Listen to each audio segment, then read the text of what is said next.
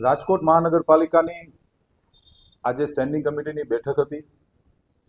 આ બેઠકની અંદર રાજકોટ શહેરના 18 વોર્ડના અલગ અલગ વિભાગોના વિકાસ કામોની આજે દરખાસ્ત આવી હતી. કુલ 67 દરખાસ્તો હતી આજની સ્ટેન્ડિંગ કમિટીમાં, અને કુલ મિલાવીને વાત કરીએ તો 1,75,60,98,186 કરોડના ખર્ચે, એટલે કે 175 કરોડ 60 લાખ રૂપિયાના જેવી માતબર રકમના ખર્ચે રાજકોટ શહેરના અલગ અલગ વિસ્તારમાં, અલગ અલગ વોર્ડની અંદર અલગ અલગ વિભાગોના કામની આજની સ્ટેન્ડિંગ કમિટીમાં દરખાસ્ત આવી હતી, જેને અમે લોકોએ મંજૂર કરી છે.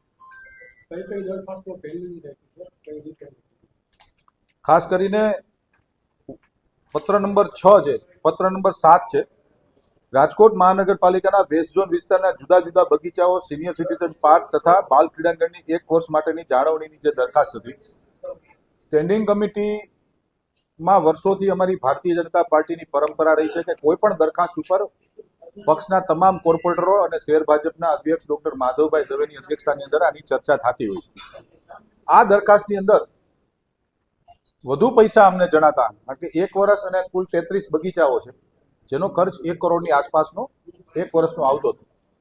જે સ્ટેન્ડિંગ કમિટીને વધુ ખર્ચ લાગ્યો, એટલે આ દરખાસ્તને અમે લોકોએ રીટેન્ડરમાં લઈ જઈએ છીએ કે ફરી વખત આનું ટેન્ડર કરવામાં આવે. ભૂતકાળમાં પણ અનેક દરખાસ્તો એવી હતી જેને અમે રીટેન્ડરમાં લઈ ગયા છીએ, જેમાં અમને ફાયદો પણ થયો છે, એટલે એને અમે રીટેન્ડરમાં લઈ જઈએ છીએ. પછી ક્રમ નંબર 18 વોર્ડ નંબર 10માં આવેલી નવી વોર્ડ ઓફિસ બનાવવાનું કામ છે, ત્યાં એમાં સ્થાનિક લેવલે વિરોધ આવ્યો છે.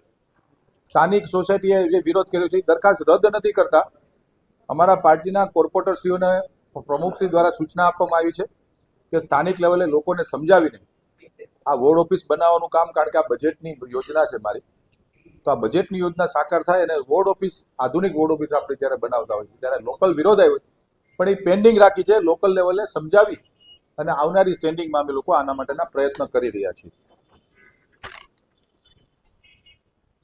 ક્રમ નંબર 51 રાજકોટ મહાનગરપાલિકાની હદમાં આવેલ મંજૂર થયેલ પ્રારંભિક આખરી રચના યોજના અંતર્ગત વાણિજ્ય વેચાણ હેતુ માટે તથા રહેણાંક વેચાણ હેતુ માટેના અલગ અલગ પ્લોટનું ઈ ઓક્શન, કુલ 5 પ્લોટનું ઓક્શન હતું. એમાંથી 1 પ્લોટ મહાનગરપાલિકા દ્વારા સેલ કરવામાં આવ્યો હતો, જેની નીતિ વિષયક દરખાસ્ત જ્યારે કોઈ પણ બિડર હોય છે, બિડરે જ્યારે કોર્પોરેશનમાં ભરવાના પૈસા 10% થતા હોય એની દરખાસ્ત આવી હતી.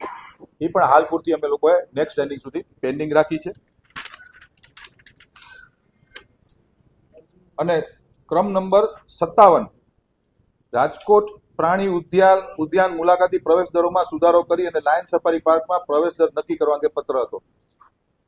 આપ સૌને જણાવતા મને ખૂબ આનંદ થાય છે કે પ્રદ્યુમન પાર્કની અંદર જે દરખાસ્ત ભાવ વધારાની આવી હતી, ભાજપના સૌ કોર્પોરેટર મિત્રોએ આજે ભાવ વધારાની દરખાસ્ત રદ કરી છે, અને જે જૂનો ભાવ જે હતા પ્રદ્યુમન પાર્કમાં, એ જ જૂના દરે વેકેશનની અંદર રાજકોટ શહેરના નગરજનો પરિવાર સાથે પ્રદ્યુમન પાર્કમાં જાય, એના માટે કોઈ વધારાના ચાર્જ ન લગાડવાના અને જૂનો જે ચાર્જ હતો એ મુજબ નક્કી કર્યું છે. અને લાયન સફારી પાર્ક જ્યારે અત્યારે નિર્માણમાં છે, લાયન સફારી પાર્ક બન્યા પછી દરો અમે નક્કી કરશું.